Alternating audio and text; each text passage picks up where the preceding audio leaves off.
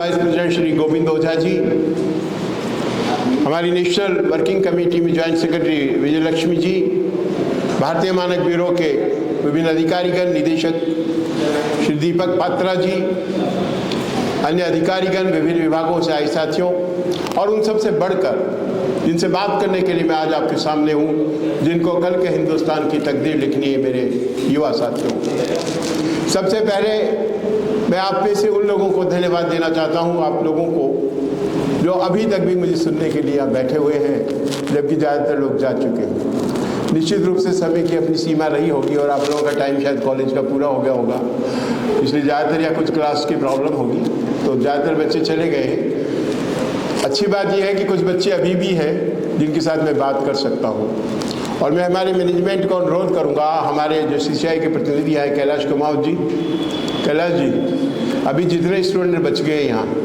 इनकी डिटेल लेकर इनको सर्टिफिकेट इशू करो कि इनका इंटरेस्ट है, और ये इस पार्टिसिपेशन सर्टिफिकेट इनके लिए जारी करो, जो अब स्टूडेंट बच गए केवल उनके लिए, है ना, नेशनल लेवल पर। हम इंकरेज करना चाहते हैं आपके इस पार्टिसिपेशन को। तो मिस्टर कैलाश कुमार जी आपसे जो स्टूडेंट्स हैं उनकी डिटेल लेंगे, और वो आप सबको एक सर्टिफिकेट इशू होकर सेंट्रल लेवल से आएगा कि आपने बड़े उत्साह के साथ इस कार्यक्रम में भाग लिया। साथियों, मैं इस समय एक मैसिव कंज्यूमर अवेयरनेस कैंपेन पे हूँ, उपभोक्ता जागरूकता भारत यात्रा, और जिसका मकसद है देश के कोने कोने में, गांव-गांव तक, ढानी-ढानी तक जाकर उन लोगों तक उपभोक्ता कानूनों का फ़ायदा पहुंचाने की कोशिश करना जिन्हें अब तक इन कानूनों का फ़ायदा नहीं पहुंच पाया है। हमें लगता है कि 40 साल बाद, जब 1986 में उपभोक्ता संरक्षण कानून लागू हुआ था, आज भी बाजार की स्थिति कोई बहुत सुधरी हुई नहीं है। कम नापतोल, मिलावट, काला बाजारी, भ्रामक विज्ञापन, तरह तरह से उपभोक्ताओं का कदम कदम पर शोषण किया जा रहा है। और जो नई टेक्नोलॉजी आ गई है, आप में से ज़्यादातर स्टूडेंट डिजिटल ट्रांजैक्शन कर रहे होंगे, ऑनलाइन परचेज कर रहे होंगे, घर बैठकर स्विगी और जोमेटो से खाना मंगवा रहे होंगे। उन सब के बीच इन इलेक्ट्रिक प्लेटफॉर्म्स के जरिए, डार्क पैटर्न के जरिए आपके साथ जो शोषण किया जा रहा है, उसमें से हम में से पढ़े लिखे लोग भी अधिकतर अवगत नहीं हैं। इन प्लेटफॉर्म पर वो सूचनाएं दिखाई जाती है जो वो दिखाना चाहते हैं, वो सूचनाएं नहीं दिखाई जाती जो हम देखना चाहते हैं, या कई बार जो प्रदर्शित की जाती सूचनाएं, उनमें ऐसे बहुत सारे अनफेयर ट्रेड प्रैक्टिसेस को यूज किया जाता है कि आप निर्णय करने में अक्सर चूक जाते हैं। और उन सबसे बढ़कर आज जो नई समस्या हमारे सामने आ गई है, वो आर्टिफिशियल इंटेलिजेंस की है। इस आर्टिफिशियल इंटेलिजेंस का यूज़ करके मार्केटिंग कंपनियां, बहुराष्ट्रीय कंपनियां किस कदर हमारा शोषण करती है, आप इसका अंदाज़ा नहीं लगा सकते। अब जो लेटेस्ट ट्रेंड आया है वो ये कि उन्होंने आपके डिसीजन मेकिंग के प्रोसेस को ही बदल दिया है। आप क्या खरीदना चाहते हैं, आपकी क्या ज़रूरत है, आपको क्या लेना चाहिए बाज़ार से, कौन सी वस्तु और सेवा लेनी चाहिए, उसकी जगह इस आर्टिफिशियल इंटेलिजेंस का यूज करके उन्होंने आपकी सोचने के प्रक्रिया को बदलते हैं। वो क्या बेचना चाहते हैं, चाहे उसकी आपको ज़रूरत है या नहीं है, वो आपको बेच जाते हैं और आप समझ भी नहीं पाते कि किस प्रक्रिया से वो इस नतीजे तक पहुँचाते हैं। अभी हम लोग बात कर रहे हैं और हमारा फ़ोन रखा हुआ है टेबल पे। थोड़ी देर बाद आप देखिए कि जो हम बात कर रहे हैं उसी के विज्ञापन हमारे फ़ोन पे दिखने लगते हैं। आप लोगों ने कभी इस बात को नोट किया? क्योंकि आपका फ़ोन 24 घंटे आपकी आवाज़ को सुन रहा है। आप सोच रहे फ़ोन रखा हुआ है, लेकिन फ़ोन रखा हुआ भले ही हो पर वो चालू है। और अभी तो लेटेस्ट टेक्नोलॉजी आई है, जितने जो नए फ़ोन आए उनको तो आप ऑफ भी नहीं कर सकते। अगर आप चाहो, अगर आपने किसी ने नया फ़ोन ख़रीदा हो, आप उसको बैटरी ऑफ करने की कोशिश करोगे, होगी नहीं जब तक उसमें बैटरी, आप फ़ोन को बंद नहीं कर सकते। पहले वाले फ़ोन तो बंद हो जाते थे, नए फ़ोन बंद ही नहीं होते, क्योंकि वो 24 घंटे आपको सुनते हैं, दिन रात। हम रात को फ़ोन भी अपने साथ लेके सोते हैं, और ये जब फ़ोन जो सुन रहे हैं वो केवल सुन नहीं रहे, वो आपका पूरा मैसेज और डाटा आर्टिफिशियल इंटेलिजेंस के जरिए दूसरी जगह ट्रांसफ़र कर रहे हैं, और उसका यूज किया जाता है आपके डिसीजन मेकिंग के प्रोसेस को बदलने में। एक ही चीज़ को बार बार दिखाया जाएगा, उसके लाभ आपको बताए जाएंगे। वो कहते हैं कि एक बात, एक झूठ को अगर 10 बार बोला जाए तो सच लगने लगती है। तो हम खुद बार बार देख के कंफ्यूज हो जाते हैं कि हो सकता है ये सब दिखा रहा है तो सही होगा, और अल्टीमेट जो सामान हमें लाना चाहिए, जिसकी हमें ज़रूरत थी, जो सेवा हमें लेनी चाहिए, वो हम लेते नहीं है, और वो वस्तु और वो सामान खरीद लाते हैं जिसकी हमें ज़रूरत नहीं है। इसके साथ ही जो इलेक्ट्रिक नए डिवाइसेस आए हैं, हमारे घरों में सब में स्मार्ट टीवी लग गए हैं। आप लोगों के घरों में भी स्मार्ट टीवी लगे होंगे। आप में से कितने लोग ये जानते हैं कि केवल आप टीवी को नहीं देख रहे, टीवी भी आपको देख रहे हैं? आप में से कुछ लोग जानते हैं इस बात को? टीवी भी आपको देख रहे हैं, सबके ऊपर कैमरे भी लगे हुए हैं स्मार्ट टीवी में। और जिस तरह मोबाइल 24 घंटे हमारी बात सुन रहा है, उसी तरह टीवी 24 घंटे हमें देख रहे हैं, हमें सुन रहे हैं। हम सोच रहे हैं टीवी को हम देख रहे हैं, ऐसा नहीं है। स्मार्ट डिवाइसेस वाले टीवी भी हमें देख रहे हैं, और वो भी मोबाइल फ़ोन की तरह आपके डाटा को दूसरी जगह ट्रांसफ़र कर रहे हैं। लेकिन कंज्यूमर अवेयर नहीं है। तो एक तरफ तो हमारी चुनौती उन गरीबों के लिए, किसानों के लिए, मजदूरों के लिए, दलितों के लिए और पिछड़े तबके के लोगों के लिए है, जो पुराने परंपरागत तरीके से होने वाली ठगी को ही नहीं रोक पा रहे। दूसरी तरफ हमारी चिंता उन लोगों के लिए भी है जो इलेक्ट्रिक डिवाइसेस के जरिए इस बदलती टेक्नोलॉजी में नई चीज़ों का उपयोग कर रहे हैं, लेकिन उनके बारे में अवगत नहीं है। हमने लंबी लड़ाई के बाद इस देश में कई कानून बनवाए, जिनमें कंज्यूमर प्रोटेक्शन एक्ट है, एक है ब्यूरो ऑफ इंडियन स्टैंडर्ड का एक्ट है, वेट्स एंड मेजरमेंट का एक्ट है, पैकेज कम्युनिटी रूल्स हमने बनवाए हैं, आप लोग देख सके, समझ सकें कि क्या वस्तु या सेवा आप खरीद रहे हैं। लेकिन उनकी प्रभावी क्रियान्विति नहीं होना और उनकी जानकारी नहीं होना हमें बेहद नुकसान पहुंचा रही है। अभी खाद्य पदार्थों के बारे में आपको जानकारी दी गई। खाद्य पदार्थों को जिस तरह घातक केमिकल से पकाया जाता है, हमें केवल पैसे का नुकसान नहीं है, गंभीर बीमारियां हम इनके जरिए ले रहे हैं। जो फल और सब्जियां हमारे स्वास्थ्य के लिए जरूरी थी, आज वो हमारे को उल्टा नुकसान पहुंचाती जब हम उसे खा रहे हैं। तो ये एक बहुत ही बड़ी लड़ाई है और ये आसान नहीं है। हम अगर ये बात करें कि हम यह जागरूकता के लिए हैं, तो हम ये केवल जागरूकता की बात करने के लिए नहीं आए, बल्कि हमें सिस्टम से लड़ने के लिए एक व्यापक आंदोलन को खड़े करने की आवश्यकता है। क्योंकि जो लोग इन सब के जरिए हमारा शोषण कर रहे हैं वो संगठित हैं, उनके पास संसाधन है, वो बड़ी बड़ी टेक्निक खरीद सकते हैं। मुंबई में जब मेरा भाषण हो रहा था, ITI मुंबई के हेड वहाँ थे, उन्होंने कहा कि 2-2 हज़ार करोड़ रुपया लगाकर कंपनी हमसे टेक्नोलॉजी ले रही है। मैंने उनसे कहा 2000 करोड़ लेके आप जो टेक्नोलॉजी इन कंपनियों को दे रहे हैं, इसका यूज़ क्या हो रहा है? क्योंकि वो गरीब उपभोक्ता आपको 2 रुपये देने की स्थिति में नहीं है, जिनका यूज इन टेक्नोलॉजी के जरिए ये लोग कर रहे हैं। आप खुश हो रहे हैं कि 2000 की हमारी इनकम के साथ टेक्नोलॉजी जा रही है, लेकिन हर टेक्नोलॉजी दुधारू तलवार की तरह है, जो आपको फ़ायदा भी देती है और आपको मार भी सकती है।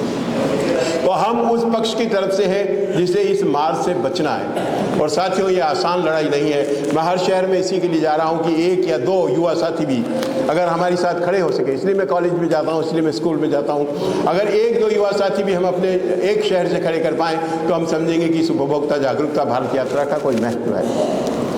मैं केवल अधिकारों को आपको जानकारी दूं, सुरक्षा का अधिकार, बाजार में कोई ऐसा सामान बेचा नहीं जाना चाहिए जिससे आपकी जान माल को नुकसान हो सके। सूचना का अधिकार, आपको इन्फॉर्मेशन होनी चाहिए। आप में से ज़्यादातर लोग आइसक्रीम खाते होंगे, टमाटर सॉस खाते होंगे।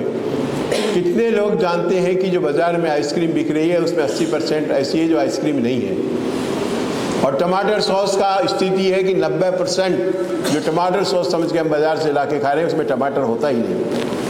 और ऐसा इसलिए हो रहा है, हम उनके खिलाफ कानूनी कार्रवाई नहीं कर सकते क्योंकि आप लोग उसका लेबल पढ़ते ही नहीं। उन्होंने उसमें टमाटर सॉस कहीं लिखा ही नहीं।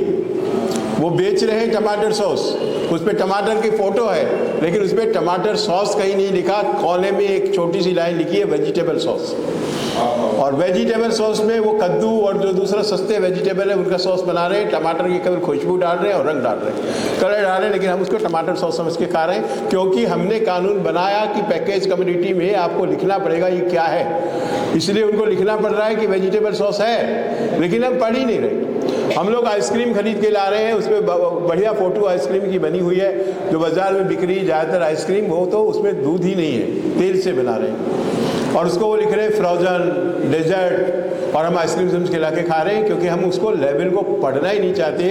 तो ये कानून में कितना भी बनवा दें, हम लड़के कितने भी कानून बनवा दें, उनका फ़ायदा हम तब तक नहीं पहुंचा सकते जब तक कि आप लोग उनको समझने की कोशिश नहीं करोगे। और इसमें मुझे आप सबकी युवाओं की भागीदारी की ज़रूरत है, और इसी के लिए मैं दर दर प्रदेश घूम रहा हूँ कि कुछ न कुछ साथी हमारे तैयार होंगे जिनमें बदलाव लाने का एक जज्बा होगा, एक हौसला होगा। क्योंकि हम लोग तो अब जिस उम्र में जा रहे हैं, बहुत साल शायद लड़ नहीं पाएंगे इस सारे सिस्टम के लिए, लेकिन मुझे विश्वास है कि उपभोक्ता जागरूकता की ये भारत यात्रा हिंदुस्तान के कोने कोने से हमें ऐसे बहुत सारे नए साथी खड़े करके देगी जो हिंदुस्तान के उपभोक्ताओं के लिए, खुद अपने लिए लड़ना चाहते हैं, संगठित होना चाहते हैं, अपनी आवाज़ को बुलंद करना चाहते हैं, क्योंकि हमारी नैतिक जिम्मेदारी है। खासतौर से जब मैं एक लॉ कॉलेज में बात कर रहा हूँ, अभी यहाँ बात हो रही थी कि फर्स्ट ईयर में आपका एक सब्जेक्ट है कंज्यूमर प्रोटेक्शन का। आप लोगों में से कुछ ने शायद इसको पढ़ा भी होगा। कंज्यूमर राइट्स की बात भी की होगी, कंज्यूमर कमीशन की बात की होगी। मैं भी उसमें नहीं जा रहा कि किस तरह बिना वकील के 5 लाख रुपए तक के मामले में बिना किसी कोर्ट फीस के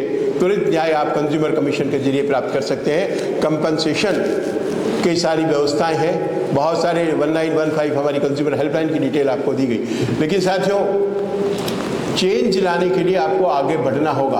केवल परंपरागत कोर्स के सब्जेक्ट को पढ़ लेने से हम उपभोक्ताओं को संरक्षित नहीं कर सकते। एक गारंटी मैं आपके सामने ले सकता हूं, और वो ये कि आप, मैं और हम सब जितने लोग यहाँ बैठे हैं, सब ठगाए गए हैं बार बार इस बाजार में। इस सिस्टम में हम रोज़ ठगाए जाते हैं, और इसलिए ठगाए जाते हैं क्योंकि उसके खिलाफ हम शिकायत करने के लिए आगे नहीं आते।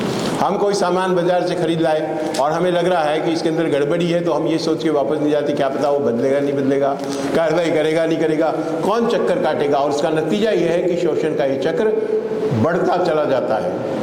उसको पता है सामने वाले को। अभी यहाँ सोने की बात हो रही थी, किसी ने बहुत अच्छा क्वेश्चन किया था, मुझे पता नहीं वो बैठे या चले गए, तो आप थे। इन्होंने कहा कि पहले जब सोना खरीदा जा रहा था उसके मामले में क्या करें। हम लोग ज़्यादातर स्वर्ण आभूषण अपने किसी जानकार से खरीदते रहे या किसी आसपास वाले सुनार से खरीदते रहे, और वो हमें ये एश्योर करता था कि जब भी आपको प्रॉब्लम हो आप मेरे पास वापस आ जाना। वो हमें इस गारंटी के साथ सामान बेचता रहता था, और हम पीढ़ी दर पीढ़ी विश्वास करते रहते थे कि भाई ये वापस ले लेगा। वो होता क्या है कि 100 में से केवल 2 ग्राहक ही वापस जाते हैं देने के लिए। आपकी पोल कब खुली, जब आप दूसरे ग्राहक दूसरी जगह बेचने गए। उसके पास 100 में से 2 लोग वापस जाते हैं। लड़की को दहेज में जो सोना दे दिया वो वापस नहीं आता, गहना बना के पत्नी को दे दिया, जनरली वापस नहीं आता। तो वो उसका ये फ़ायदा उठाते हैं, उनको पता है 2 लोग आएंगे, हम पैसे दे देंगे, लेकिन गड़बड़ी तो हमने 98 लोगों से कर ली। तो ये पूरा सिस्टम है। कंप्लेंट अगर आप नहीं करोगे, अगर आप इसकी जांच नहीं करोगे, तो ये शोषण बढ़ता चला जाता है। माचिस की डिब्बी में 50 सीख आती है, 50 सीख आनी चाहिए। आप में से कितने लोग गिनते हैं कि उसमें 50 है या नहीं? अगर उसने उसमें 45 डाल दी और हर एक में से 5 कम करी, तो कंपनी ने कितना मुनाफा आपसे कमाया, आपको अंदाजा है? अगर माचिस की सीख की लंबाई उसने छोटी सी थोड़ी सी कम कर दी, जो कि नहीं होनी चाहिए थी उसके नाप के हिसाब से, तो उसको कितना मुनाफा होता है कंपनी को, आप अंदाज़ा लगाइए।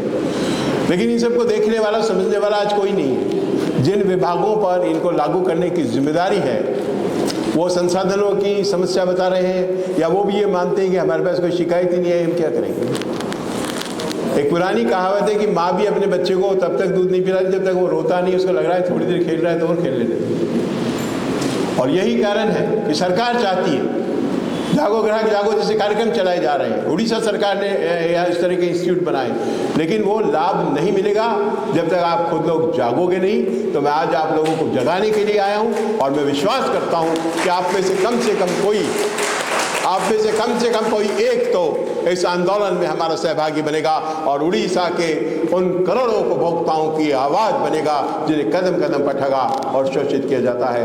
धन्यवाद, जय हिंद। मुझे पता है समय नहीं है, आपको जाना है, फिर भी आप में से कोई भी अगर मुझसे कोई सवाल पूछना चाहता है तो मैं उनको मौका दूंगा कि वो बात करें। धन्यवाद।